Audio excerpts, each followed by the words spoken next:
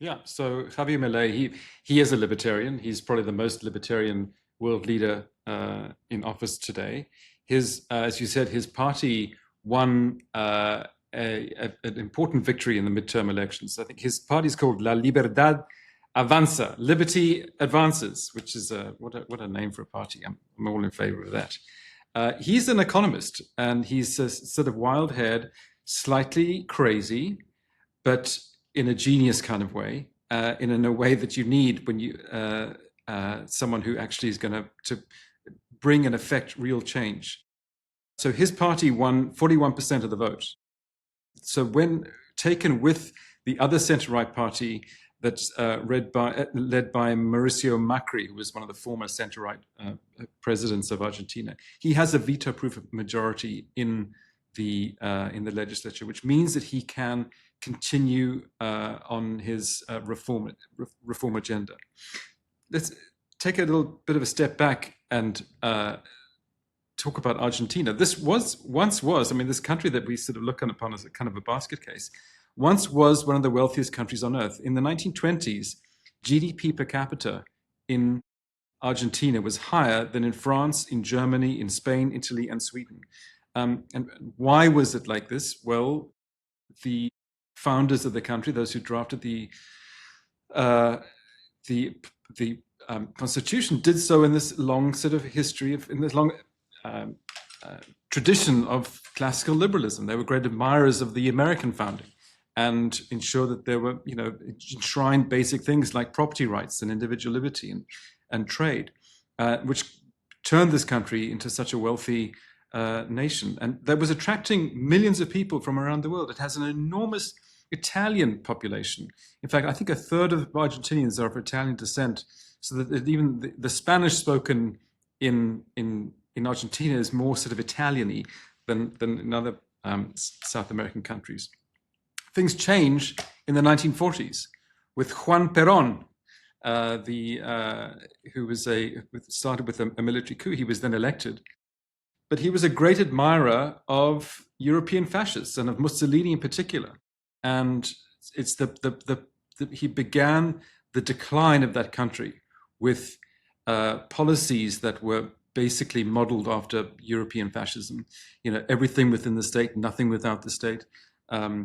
The government control of businesses, very heavily, very powerful unions, a lot of import and export controls, very high government spending. And so he turned what was once one of the richest countries on earth into a basket case. By the time Milei, so people finally get sick of this.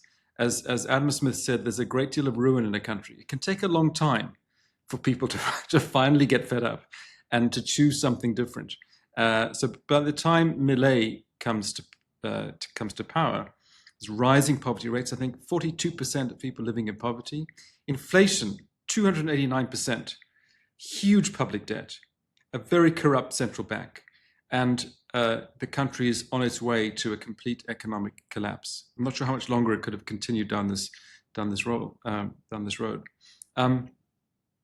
By the way, on this huge levels of inflation, I visited Argentina when I was a student. I spent 2 months traveling around South America and spent a month in Argentina, and fantastic country, just glorious, very stylish. You could see what a wealthy place this once was. But we had an introduction to a family, and stayed. By the way, in those days I had big hair.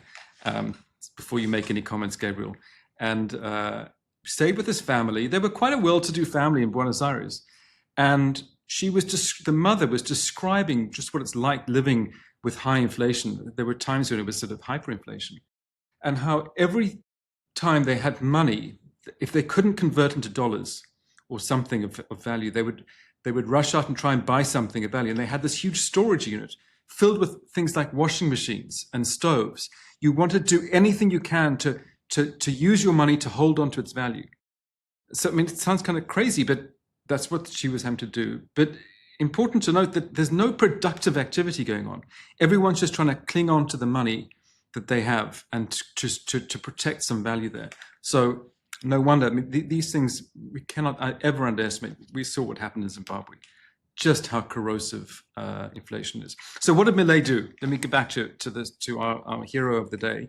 He cut the government spending by 30%. He abolished 10 government ministries, fired 53,000 public employees. He removed more than 1,200 regulations. That's up to 2 regulations almost every day that he's been doing this. He freed up the economy, got rid of import and export controls, freed up labor regulations, made it much easier to start a company. He closed 10 government ministries. He created one new one. There's a new, and it's called the Ministry of Deregulation and State Transformation, which is staffed by economists and legal experts to try and get rid of this Peronist legacy. Lower taxes. He just got rid of there were 22 federal taxes that he just deleted. He removed rent control. And what we've seen as a result is a huge number of new rental properties coming to the market and a great booming in the property market there. Now, as he was elected, what happened? So we have hundreds of economists, including our friend Thomas Piketty. At some point, we're going to do a series on a little episode on inequality and Thomas Piketty, who predicted doom. He said, this is going to destroy the country. Well, what happened? In 2025, early on, economic contraction. The first quarter, things went down. But since then, GDP has grown by 6.3%, investment up by 32%. The IMF, that was in the second quarter, was the 6.3% increase. The IMF predicts now annual growth will be between 4.7 and 5.5%. Inflation is way down from, 289%, it's down to 34%, still very high, but much better. The number of people living in poverty has declined to 32%, and that translates to 11 million people have been lifted out of poverty in this short period of time. Something else interesting that's happening is the banks are starting to loan to the private sector. So banks, it was easy for them to loan to government. They could just do that. The government's borrowing and borrowing. That's an easy way to make loans. But now you're seeing a huge increase in loans to the private sector, which is how actually you achieve some growth. And it was very low. So before Milei came in, the domestic credit to the private sector as a percentage of GDP for, let's say, its neighbors. So for Brazil was 71%. In Chile, it's 109%. So this is percentages of GDP. In Argentina, it was just 15%. There was almost no lending going on in the private sector. That has changed now. This is partly the cause of the growth that we're seeing. One area where he hasn't done it, he's been advised by free market economists, is to dollarize the economy, to close down the central bank, which inflates away. It creates a great deal of instability and inflates away the currency. He hasn't done that yet. Maybe now, to ensure some more stability and faith in the economy, he'll dollarize and make essentially the dollar the currency of the country. But he hasn't done that yet. So this is all very exciting and encouraging for those of us who care about individual liberty and free markets. I'll just finish off with this one point, and I'm sorry if I'm going on a bit long, Gabriel. But internationally, so we've seen his domestic agenda, but internationally, he's been very shrewd. He's aligned himself with the United States. He's aligned himself with the Western democracies. He's aligned himself, importantly, with Israel and its fight against the death cults out there. Essentially, he's done everything that Ramaphosa has not done. So it's like opposites day between these two. And he's being rewarded. He's being rewarded domestically and he's being rewarded internationally. It's not rocket science. Was a friend of mine who's making an advert recently. He was a filmmaker, and there was a particular dumb blonde who he was trying to get to do some part of this advertisement, and she kept on getting it wrong. And she says, I'm not a science rocket, so it's not. He's not a science rocket. This is not rocket science. We can see what you do. This is not like Ramaphosa, very much aligned with his socialist pals in Brazil.